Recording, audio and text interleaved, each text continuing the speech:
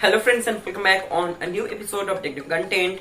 I am Shapnil Banerjee and here in this video I am going to tell you about 5 things which you should always remember to be a good speed cuber. So guys, now without wasting more time, let's get started.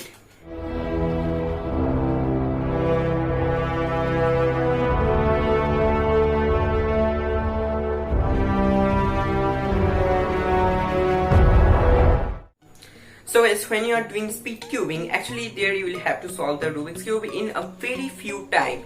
And here actually a number of people may solve a Rubik's Cube. But guys, do you know that when you are able to solve a Rubik's Cube in a very small amount of time, then you will be called as a speed cuber. Then guys, the time may be 5 seconds, 6 seconds, 10 seconds or a very small amount of time. You should solve the Rubik's Cube in this time to be a good speed cuber. So there you will have to do this in a very few time, and for that you will have to remember some things. So let's get started. So as at the first point, you should always remember all your algorithms. As an example, when you are doing a speed cube, then somehow you have forgotten an algorithm, then you will not be able to do the solve the Rubik's Cube very much easily in a small time.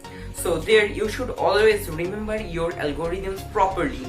And guys, next step is you should always think about your next step. As an example, if you are solving a Rubik's Cube or trying to solve a Rubik's Cube, you should always know your next steps.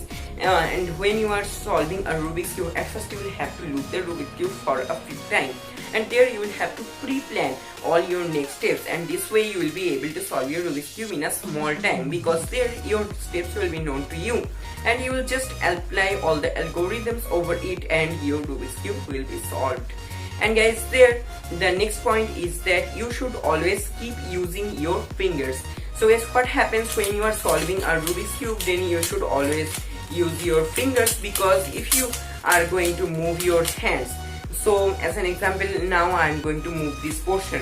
So if I just move my hands, then it will take a very more time. But if I do this, then with only my fingers I'll be able to move this piece of Rubik's Cube. So this way you will be able to solve your Rubik's Cube with your fingers, and it will also take small amount of time.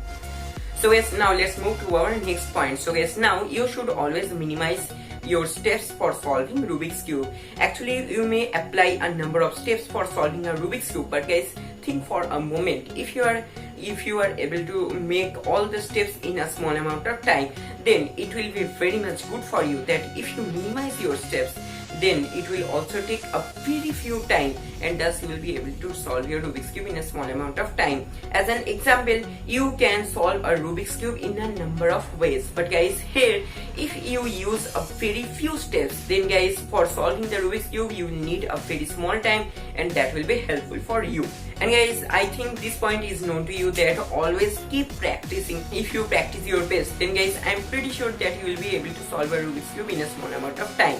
You should keep practicing every day, every time, every moment, and thus there you will be able to be a good speed cuber, and there you will be able to solve your Rubik's Cube in a very small amount of time. Believe me guys, this is not impossible. If you try your best, if you practice a number of times, you will also be a good speed cuber. So guys, hope you enjoyed the video. If you enjoyed, please just thumbs up here, like, comment, share, and guys, if you are new on our channel, then please subscribe by tapping here. And guys, if you want to watch this recommended video, watch it and visit this recommended playlist. Also visit it from here. So guys, now thanks for watching. Have a nice day and bye bye.